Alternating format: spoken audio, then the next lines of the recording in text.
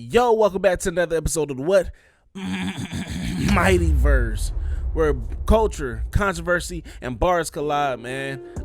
So I'm coming with that energy because that's how I gotta start my videos off. However, this topic is honestly a sad one, all around the board, and it's because I'm sorry for the whole entire mood shift, people. I felt that as well, but it's because, like, man, it's just sad all around. Like, bruh, we got a brother who's locked up, most likely for the rest of their life, and it's multiple people. A brother who's in a grave, and nobody wins in the situation. The case in the situation which I'm talking about is the infamous case of KSoo, the rapper in Florida, man, Jacksonville, Florida, who got first-degree murder charge for, I believe, killing someone in broad daylight. The trial for the 2020 murder of Charles McCormick Jr. is officially underway. Hakeem Robinson, better known as KSoo, and Leroy Whitaker are being tried together with separate juries. Robinson is charged with first-degree murder as a criminal gang member, and Whitaker is charged with first-degree murder as a criminal gang member, burglary with assault or battery, and home invasion robbery. Both Robinson and Whitaker are alleged to be part of the ATK gang. Investigators allege that Robinson and Whitaker sought to kill McCormick Jr. because he made a rap song that dissed the late rapper Willie Addison, who is also Robinson's half-brother. You lose two lives, the one who pulls the trigger as well as the one on the end of that. And it's truly unfortunate because not only did he participate in the drill scene, and that's what this topic is mostly going to be about, as opposed to the case, because for one, I don't like getting into the street discussion, so we want to be as light as we can on that because I want to respect the families and the whole entire situations on it. But as far as KSoo, man, KSoo, his family's turning against him. His homie, he's turned against him, and not only that, his own father turned against him.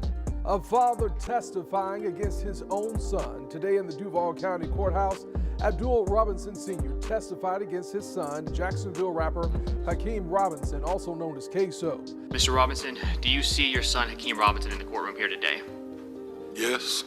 Robinson Sr. testifying against his son as a part of a plea deal that could reduce his prison sentence from 30 years to 20. Who is the person that was captured on the video recording shooting Charles McCormick?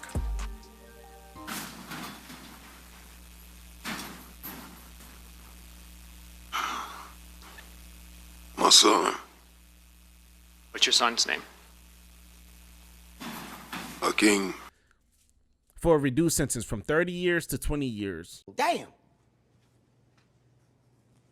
I'm sorry. They still had to serve time, bro. Like what? And not only that, they had to wear the title of daggone being a rat. Approved by Master Splinter himself. Like, you know what I'm saying? This is what comes with the lifestyle. There's no loyalty in the streets. There's no loyalty amongst thieves. There's no loyalty in these gangs either, man. It's not just about the case. It's about what this represents for the culture and how drill music, street life, and the illusion of loyalty amongst members and everything, loyalty amongst teams, are leading so many people down the wrong path with no way out. Let's talk about who KSoo is, because he's still here with us. KSoo was more than just a rapper in Jacksonville. He was part of a wave of artists that brought real street beef to the media, to the music. Songs that named ops, showed weapons, sometimes even previewed crimes. Oh my gosh, that sounds crazy to say, but it's like literally self-incrimination. And it was just, at the time, it was just wondering what was going to happen. And it's crazy to even have to think that, but the simple fact that it was all entertainment until it wasn't. There's no good that comes out of this life, y'all. Like, and that's why I truly try to stay away from the whole entire street content, because for one, I don't want to keep pushing that narrative as if like us as black people don't know anything else, as if that's all we have to fall back on. But if you think about it, it's a lot of poison that we listen to and feed that we being fed to, and that we being fed. And if you don't truly cleanse yourself, then you think that's the cool wave. Like, bruh, it's not a wave. And my whole entire thing is like, as far as the drill music, the drill scene, Yes, I like it. I enjoy drill music. I'm not gonna lie. I listen to King Von when I work out and everything. But listen what I just said. When I work out, I'm not out here actually trying to drive around, catch a hat, as what they say. You know what I'm saying? I'm not out here trying to catch a body or a case. Because why? My nigga, I love my freedom. I love my freedom. I love my life. I love not having to, I still stay aware, but I love not having to live looking over my shoulder constantly, bruh. And when you're young, you're very impressionable. Just think about the impact, because his views are up there on his videos. And yes, everybody loves to champion drill music until shit get real. And then you have the same people that's championing the drill music be like, bro, why the hell are you crashing out like that? Why are you doing this, that, and the third? And then all of a sudden try to show grace and be like, bro, you're stupid for doing that. But guess what, man? Y'all were just there for entertainment.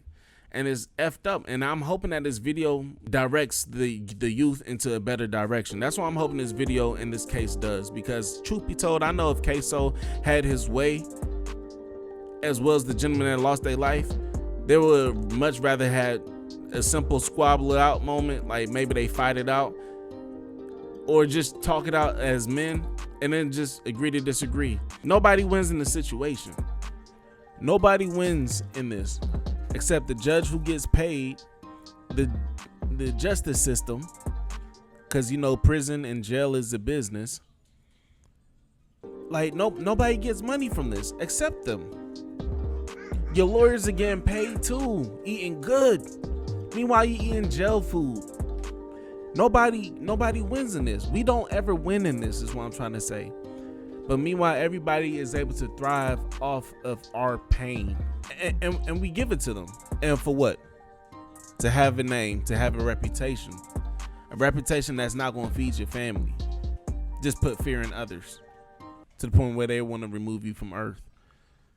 So all around, it's just no way out. There's no escape. It's a cultural trap, literally. And the crazy thing is, it's impressionable upon the youth, because the youth don't know no better. You know what I'm saying? They're going to be like, okay, that's cool. And think about it. They play the games like GTA. Okay, the character just died. I'll just restart. Nigga, it don't work like that in real life. A lot of people have a false sense of reality because while we live in the digital age, social media, life is much more than just your neighborhood. I remember doing volunteer work.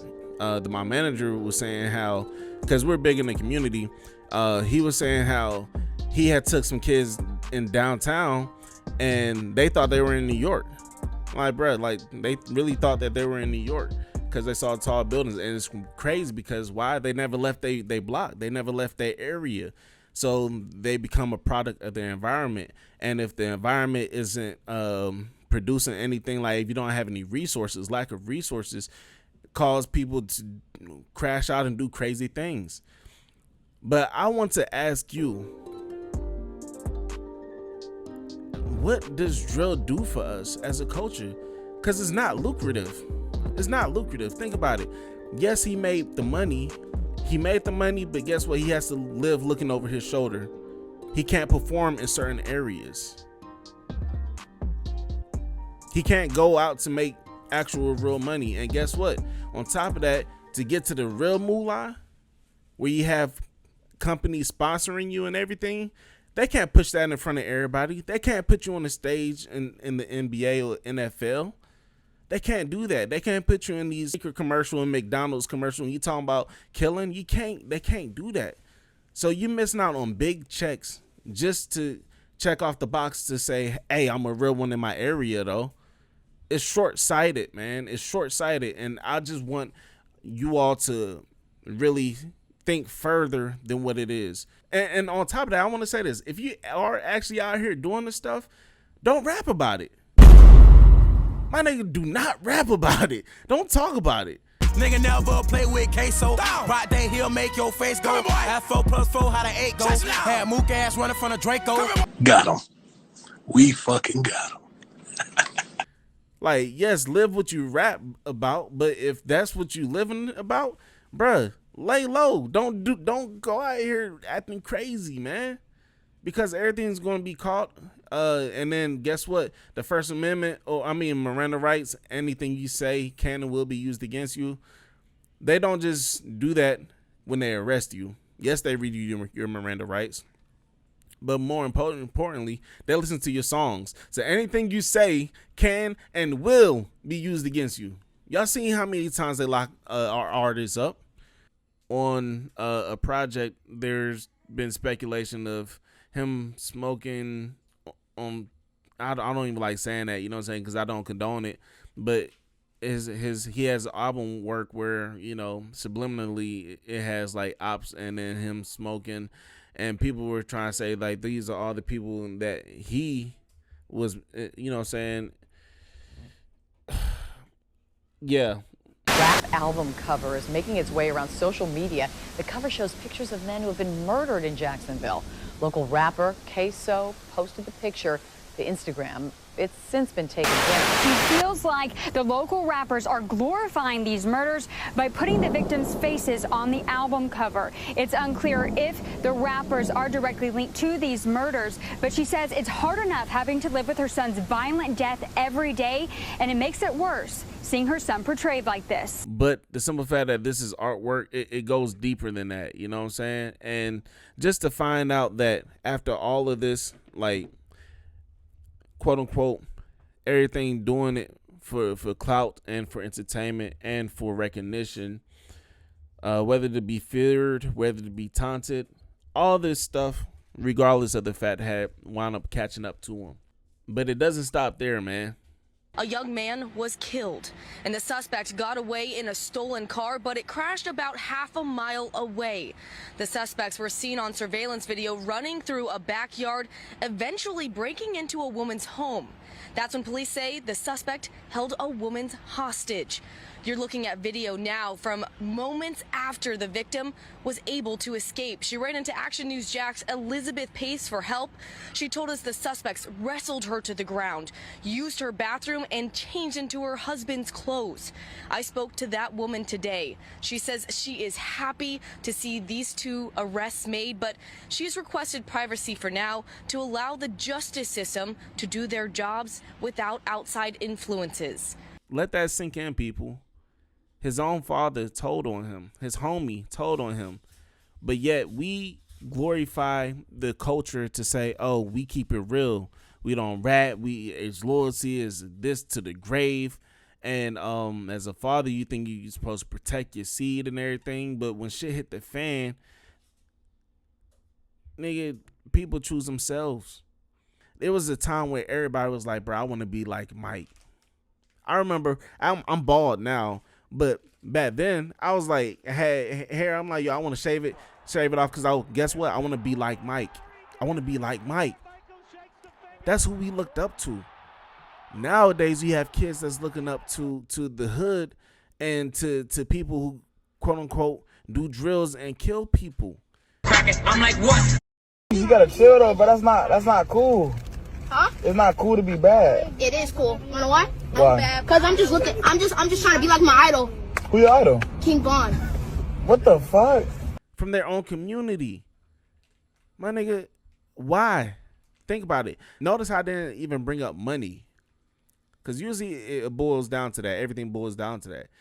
No, they killing off of words. Words have gotten people buried and now in the slammer for some time. And nobody wins in the situation. The gentleman still lost his life, and the people are still in prison, going to prison. Even the ones that told, now they have the label of a rat, and then also 20 years on top of that. The streets don't love you, man. There's no loyalty in it. So why do people keep choosing it? I just want to say this, man. That's the bigger picture. That's the bigger picture. So choose wisely. The whole entire situation is truly unfortunate because I would much rather have these brothers out being great, upstanding people of the community rather than having to be another statistic in the system that don't give a fuck about you. At least I give a damn about you, bro. Because I'd much rather you, and I understand is due to like the lack of resources, but also you have a phone. You have a phone.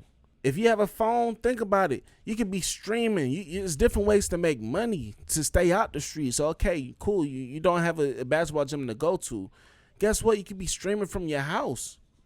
And I don't know BS or nothing crazy, because, and that's why I think that we are headed to, because like I said, I wanted to grow up. I wanted to be like Mike as a kid. Now kids right now, I feel, is in the streams. You can actually get paid for sitting here talking. But this is what comes with the street. There's no loyalty amongst thieves. There's no loyalty in the street. The streets does not love you. It's nothing but pain, suffering, and ramen noodles. I don't know why ramen noodles called it straight, but you know what I'm saying? Because I eat ramen noodles. But just saying, you could be eating good on the outside rather than trash on the inside. So yeah, this has been an episode of the Mightyverse. Let's keep on growing. Like, comment, share, all that good shit. Get in the comments. How y'all feel about this? See y'all then. Peace out. Y'all hype as shit, y'all in the streets. Shut the fuck up. Don't nobody give a fuck about the streets. You corny ass niggas, y'all corny. You saying streamers corny and the streamer beef corny, nigga, y'all corny, bro. Every nigga in TikTok comments defending street shit, y'all corny. That shit been corny. It was corny when it started. It's still corny. It's not even no money in it anymore. Y'all cornballs. No nigga that trap ever gonna have more cheese than me. The era of rich trappers is going. Y'all corny. Y'all gonna go to jail or get locked the fuck up. Go get some real money. You don't see no nigga who sell drugs in the penthouse bipping with y'all. Renting out a mall for 30 days. Unless they got that old money. That shit is over.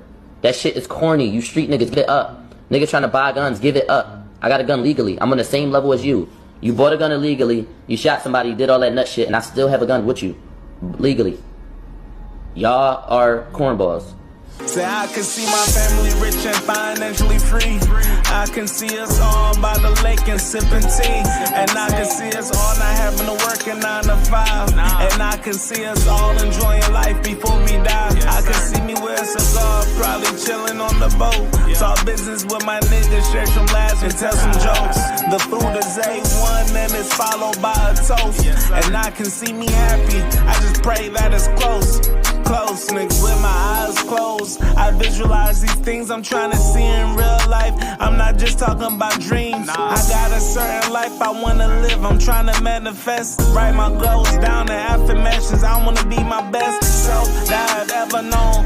Back then I was living distracted, but now a nigga grown. I'm way more focused now. You can't have rewards without risk. So my shit is calculated. I'm trying to see this. Say I can see my family rich and financially free.